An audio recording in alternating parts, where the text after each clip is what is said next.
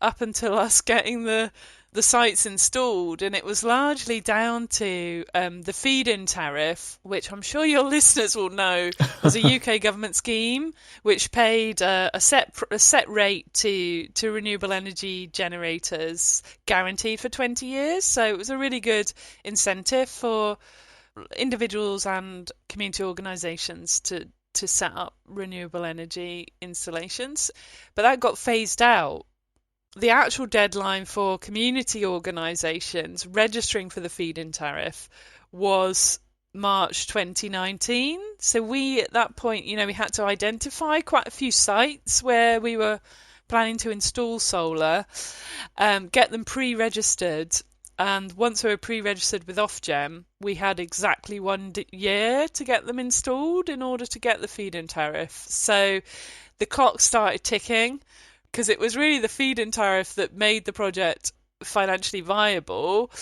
And if we didn't get it over the line by that date, then we could almost sort of tear up everything we'd been working on. So that, that put a huge amount of pressure on us. We had 1 year, so we had until the end of March 2020. And as we were coming into March 2020, it was just looking increasingly like we weren't going to get it over the line. And then, of course, COVID kicked off, and that was it. It was like a nail in the coffin for the project. But on the 30th of March, I think it was, 2020, the UK government department, BEIS, that kind of controlled the feed-in tariff, they announced this extension because of COVID. And that was just, that was a lifeline for us, really. We were given a second chance, and we just immediately kind of leapt back into action, trying to make it happen again. And it wasn't plain sailing from then on either, because of the negotiations with the council, which were really crucial, because the council owned most of the buildings that we'd pre-registered for feed-in tariff, and obviously we needed to get their permission to put the solar panels on. So that was then, we really entered into negotiations with the council, which was probably the biggest hurdle we've had to get over.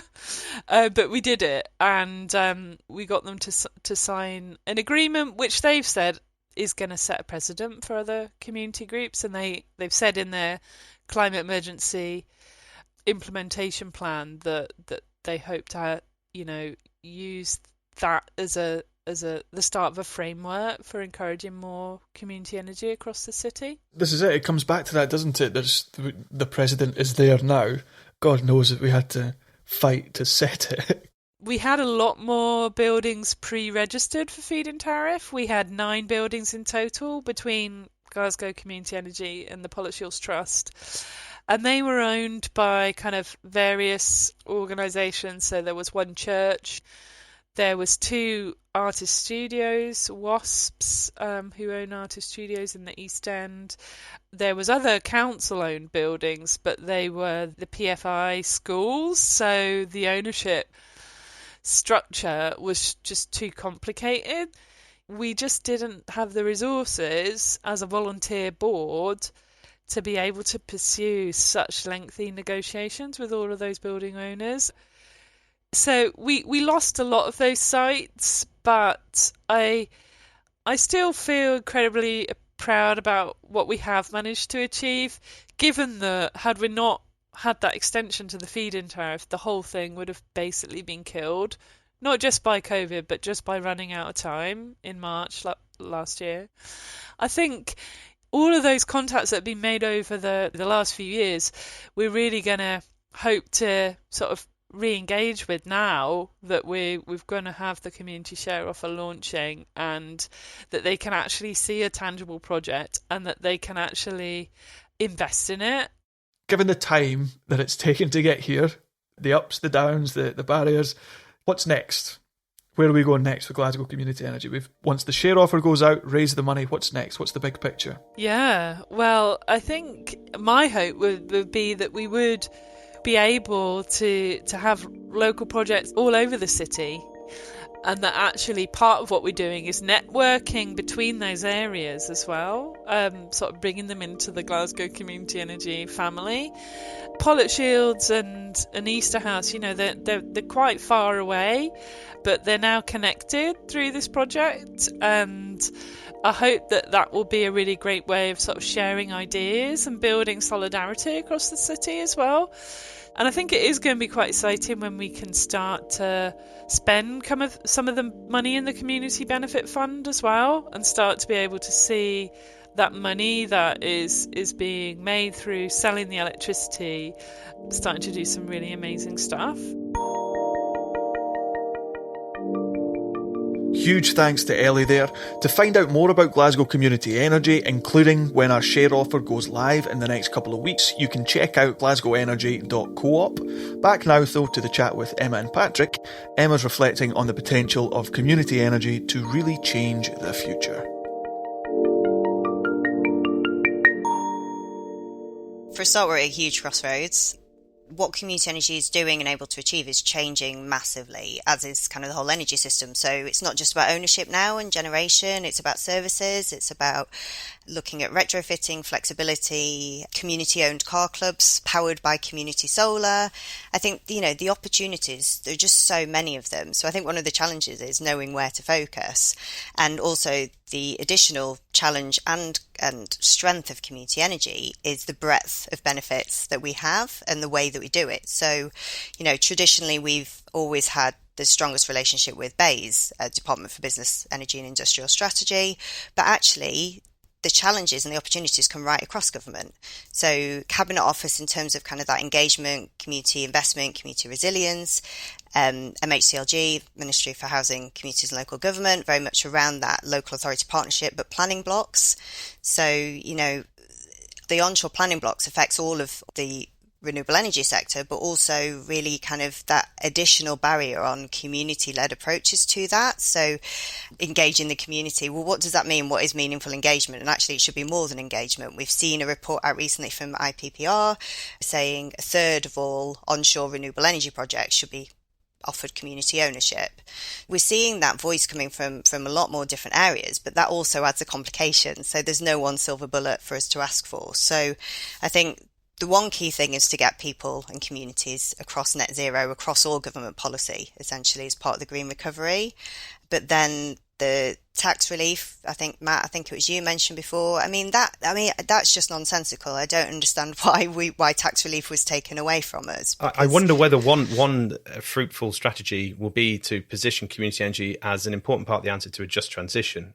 I'll maybe defer to Becky for sort of deeper line of questioning on this, but there is a question in my mind about whether a just transition can happen without this grassroots action.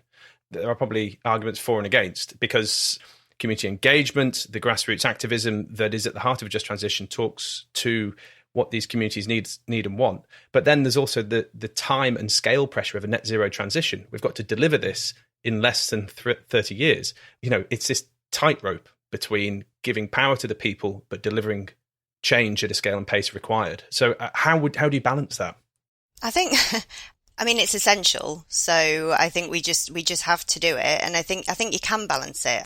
It goes back to exactly what you're saying about that just transition. Climate change, everything we've seen through Black Lives Matters, COVID, it all comes back to that fact of things not being done in a just way. So how do we engage people? Not everyone wants to be engaged with the energy system, and I totally understand that. It's kind of how do we making sure that it's fair for those that can't get or don't want to get engaged with it. So community energy has that. It's at least 25% more effective, according to research, in engaging people and getting behaviour change and that public acceptance. So it should just be putting that community-led civil society approach at the heart of everything that needs to be done, not just expecting communities to pick up where government don't bother or they can't afford to do it. I'd say there's also probably a massive misconception that justice necessarily slows things down. I don't think that absolutely has to be the case with the right vision, with the right ambition to get things done. But in terms of when we talk about the just transition, these elements that Patrick picked up on earlier, right? of not all communities have the capacity, have the resource, have the wherewithal to bring about a community energy project. How do you make sure that the benefits are still flowing into those communities in a way that is just and equitable and fair? I think one of the other fault lines maybe we've just opened up is about the scale and pace of change. Rightly or wrongly, for a long time, it's been assumed that community energy means diddly tiny little projects that don't really add up to much. Do we really have time for all that stuff? God, I don't think we do, really. Let's just have a great big, enormous offshore wind farm and some huge CCS facility and get hydrogen off the ground, and that's very exciting. And I think that's a fundamental problem. I think the shared ownership issue began to open up that and question whether community energy has to be small and relatively inconsequential. I also think that an energy system transition that works and works fast has space for large-scale projects and small-scale projects. But I think community energy can cut across those very effectively with vision and with capacity and enabling, and that hasn't really been there. I love that perspective, and I want to kind of come back to where we almost started our conversation, which is around that community energy is so much more than community energy. So it's not about a community-sized, generation asset. It's about changing kind of the very fabric of our lives in places. On our last episode, we were talking about low traffic neighborhoods, a very controversial topic, I believe. But, we actually started talking about them and about they're causing these trophic cascades almost, or social cascades. So by making this change in the to how travel is enabled within an area, or rather not enabled in this case, it created entire kind of social changes in how people interacted with one another. And I kind of think back to my grandparents' generation, and almost when I was growing up, and I grew up in quite a small street where the kids could play outside in the road and so on. And there was very much that sort of share a bag of sugar with your neighbour perspective. And there was a real strong community element to where we lived. So, do we need to think about community energy? It's not just about those technological assets. It's about the kind of shaping the very fabric of your neighborhood and your community. And the energy is the sort of catalyst to do that. Do we need to change fundamentally how we think about this? I'm just going to nip in briefly, but only to name check Emma here, because she hit the nail on the head when she used the word place right at the beginning of this. And if you take a place-based approach to net zero and energy transitions, then you're not just thinking about kit, and you're not just thinking about numerical indicators of capacity installed or emissions saved. You're thinking about something else, which is a complex combination of community ties, local economic flows, infrastructure deployment, a whole range of environmental, social, and economic indicators which can add up to sustainability. And if you take that place-based approach, I think one of the problems we have with energy policy is that it is really too much driven by economic and engineering mindsets, and I'm going to be controversial here, that tend to have a decontextualized perspective on the world. The kind of the quantifications that you get from engineering perspectives on tech and economic perspectives on paybacks and costs, etc., they lose that sensitivity to place and that kind of nuance of the distinctiveness of localities. And I think that's something which social science and humanities can add, but they have been less important parts of that policy informing conversation.